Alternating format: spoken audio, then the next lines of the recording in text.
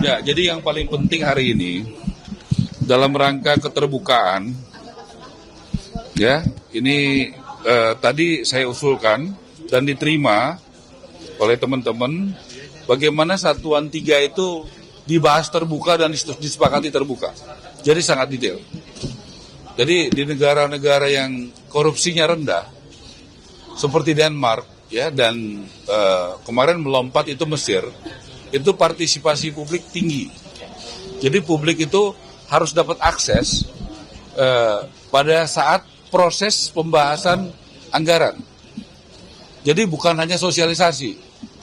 Nah, mari kita bergerak jadi di depan, bukan sosialisasi. Di level perencanaan, sebelum persetujuan publik diberikan akses informasi.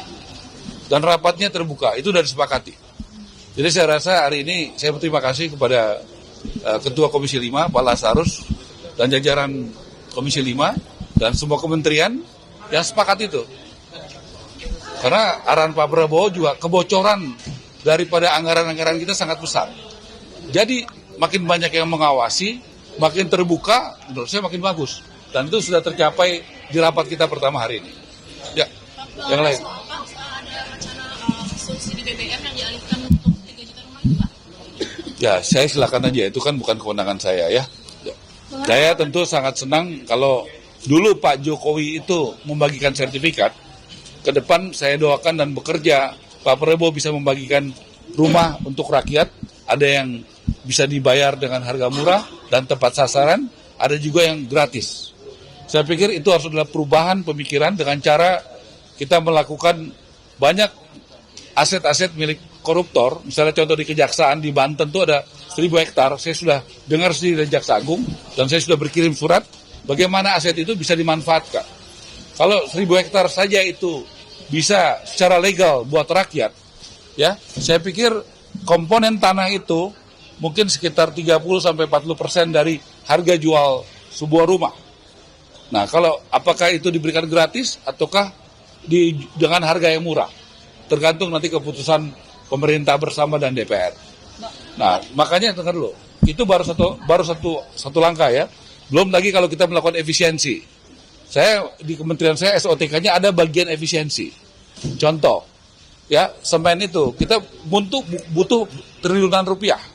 Kalau kita melakukan langkah efisiensi, deal langsung dengan pabrik semen, harganya murah, lebih murah. Ya, belum lagi nanti cat, kayu, pasir semua. Itu akan buat efisien. Artinya apa? Harga rumahnya akan jadi murah. Tanahnya kita usahakan murah, udah gitu, atau gratis tanahnya, ya, atau murah, dan bahan bangunannya dilakukan efisiensi. Akibatnya apa? Harga jual kepada konsumen yaitu rakyat menjadi murah. Nah, itu yang saya mau lakukan, tapi ini harus ada kemauan bersama. Mesti ada keputusan bersama. Bahwa ini kita harus melakukan langkah. Karena selama ini terus terang pembangunan buat perumahan sangat kecil sekali dari data-data yang tadi sudah disampaikan. Mudah-mudahan adik-adik wartawan sudah lihat tadi kan, mengikuti. Saya nggak usah ulangi lagi. Itu turunnya bisa berapa persen Pak lewat apa? Diskon material dan pembebasan? Ya kita mesti urut satu-satu. Makanya nanti saya senang kalau satuan 3 itu bisa sama-sama. Teman-teman DPR ini kan punya pengalaman lama, ya, untuk bisa melihat satu-satu. Jadi partisipasi publik itu bahkan kemarin sore itu saya undang semua stakeholder.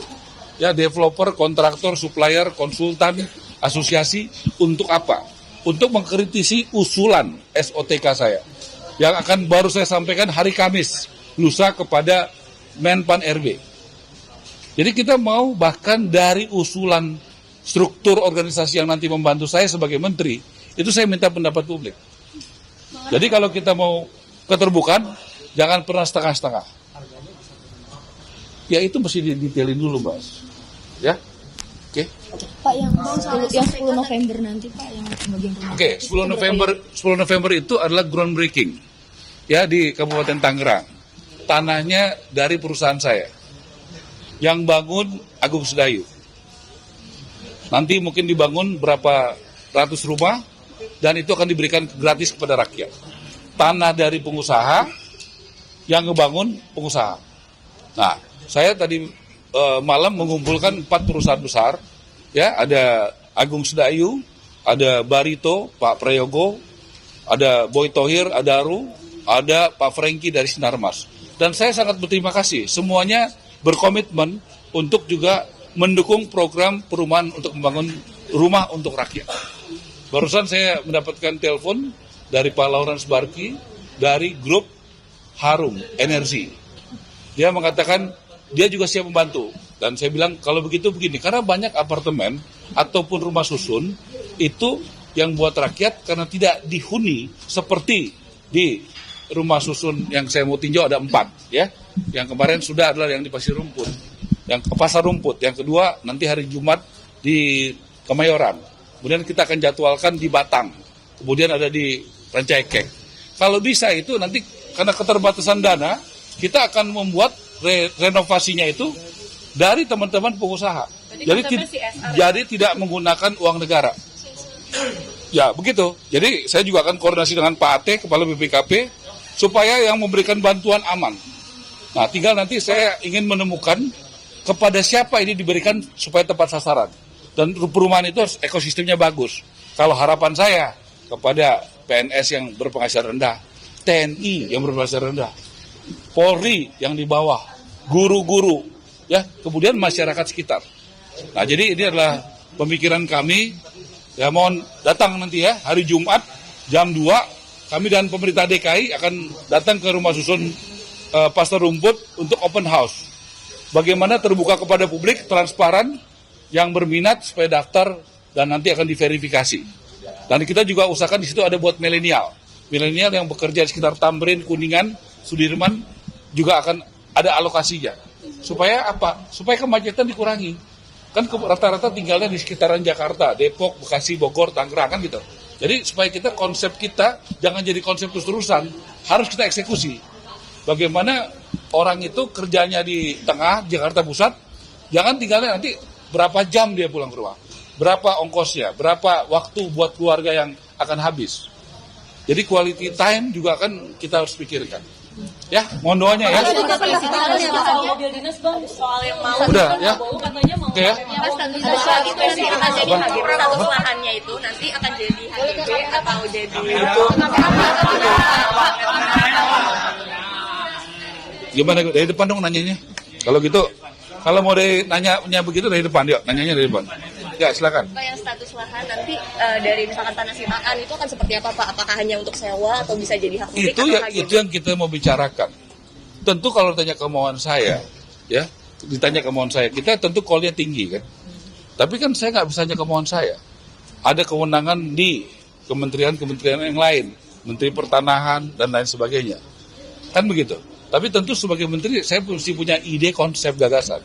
Untuk bisa dijalankan perlu dukungan dari semua pihak, termasuk DPR, sangat penting. Dan kementerian lain, dan pemerintah daerah. Jadi nggak bisa kita kerja sendiri dengan otonomi daerah itu, kewenangan sudah terbagi habis. Kan begitu. Jadi itulah kita perlu berkolaborasi. Makanya Pak Prabowo buat kita 4 hari di Akmil di Magelang. Supaya kita bisa melakukan, dan sana efektif sekali. Saya ngomong sama Ibu Sri Mulyani, dengan wamennya, ya ngomong sama Menteri BUMN Pak Erik, dengan wamennya juga, ngomong dengan Bapak Panglima TNI dan Bapak Kasat, ya ngomong dengan Pak Nusron, Menteri ATR, ya ngobrol sama Pak Ate, gitu ya, Kepala BPKP. Jadi kita nggak bisa sendirian bangun bangsa ini, tak ada yang hebat sendirian, ya harus saya aja mendatangi, ya karena kita butuh dukungan dari semua. Saya pikir itu ya. Jadi bentuknya seperti apa? Tentu adalah kesepakatan negara. Negara ini siapa? Ya intinya pemerintah dan DPR. DPR mewakili rakyat. Kan begitu? Pak, tanggapannya Pak Prabowo minta para menteri untuk menggunakan mobil lokal, mau itu gimana? Oh bagus bang. Bangga. Mungkin saya sangat senang sekali ya. Karena kita memakai produk dalam negeri. Tapi sebelumnya udah pernah naik mobil belum? Belum. Belum. Berarti ini kalau bisa dapat mobil dinasnya pertama ya? Ya saya sangat senang karena kita pakai produk dalam negeri. Dan saya pikir kita harus mencintai produk dalam negeri. Dan tentu kualitas produk dalam negeri harus makin ditingkatkan. Sehingga makin berkualitas. Kan begitu ya? Tapi sekarang belum pakai kan ya Bang? Belum. Dua lagi ini saya dapat. Syarat spesifik nggak sih Pak? SOTK apa pertanyaannya? Tadi Bang Ara minta sekjen dari Departemen Keuangan. Ya. Dari Kemenkyu berarti. Ya, saya udah minta sama Ibu Menteri Keuangan dan irjennya dari Kejaksaan Agung. Kenapa? Supaya nanti sinerginya bagus. Karena banyak nanti menyangkut manajemen anggaran dengan Departemen Keuangan, pengawasan dengan Jaksa Agung. Saya minta dengan Jaksa Agung membuat satu sistem utuh pengawasan. Ada whistleblower, ada segala macam bentuk strategi, silakan dari awal. Dengan Pak BPKP, saya minta bagaimana sebelum itu BPKP bisa lihat dulu. Kita kan pencegahan di depan. Jadi kita terbuka aja. Hari ini DPR luar biasa. Saya puji DPR. Hebat. Sebagai wakil rakyat, mau bicara terbuka, semua rapat terbuka, dan satuan 3 dibahas. Secara terbuka dan diputuskan terbuka. Saya pikir Pak Lazarus dan teman-teman DPR hari ini harus diberikan penghormatan ya. Dalam rangka transparansi, kita lihat Denmark kenapa jadi negara yang korupsinya rendah. Kita lihat Mesir kenapa melompat negara dengan korupsi yang sangat rendah. Karena keterbukaan dan pengawasan publik. Bang, untuk Bu Menkyu-nya udah setuju ya, Bang? Ini udah cukup ya. Jadinya bakal ada dari sana Ya. Nanti ketemu kan, kalau ketemu lagi hari Jumat ya di apa? Jam 2 di Pasar Rumput. Ya. Itu sewanya udah 1,25 juta itu langsung. Saya minta, itu kewenangannya di DKI. Saya himbau, tapi saya lihat Gubernur DKI ini punya hati. Ya. Dan dia, karena kalau 3,5 juta itu terlalu tinggi, yang bisa bayar 3,5 juta itu memang udah banyak yang berminat. Sudah 3.000-an orang, padahal kan kapasitasnya cuma 1.000-an ya. Tetapi yang menikmati pasti bukan masyarakat kelas bawah, bukan rakyat. Karena 3,5 juta itu mahal bagi rakyat. Jadi kita minta itu diturunkan. Dan beliau bersedia. Berarti harganya belum turun pas hari Jumat tadi belum turun. Sudah turun. Saya minta 125 dan sudah disepakati. Bahkan nanti kalau bisa ada subsidi silang. Berarti yang mau sewa hari Jumat bisa langsung dapat harga 1,25 juta dia sewanya. Iya, kita itu average ya. Karena itu kan pengelolaannya 18 miliar selama 1 tahun. Ya, mengurus 1.984 rumah. Berarti average 1,5 miliar setahun. Sebulan. Nah, jadi itu dibagi lagi dengan huniannya itu kan gitu. Nah, jadi kita mesti bisa juga, misalnya ada yang gajinya mungkin di atas 8 juta, jangan mungkin PNS atau TNI yang di bawah. Saya minta itu ada keadilan. Keadilan itu bukan sama rata. Tetapi yang lebih punya kemampuan lebih besar daripada yang kemampuannya di bawah.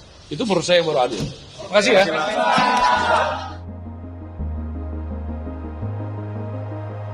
Saat menangkap, mengumpulkan, dan mengolah peristiwa, menandatangani secara paksa oleh penyidik.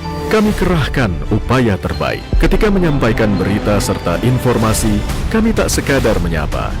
Ada referensi, aspirasi, juga inspirasi yang menjadi misi. Sapa Indonesia di Kompas TV. Independen, terpercaya.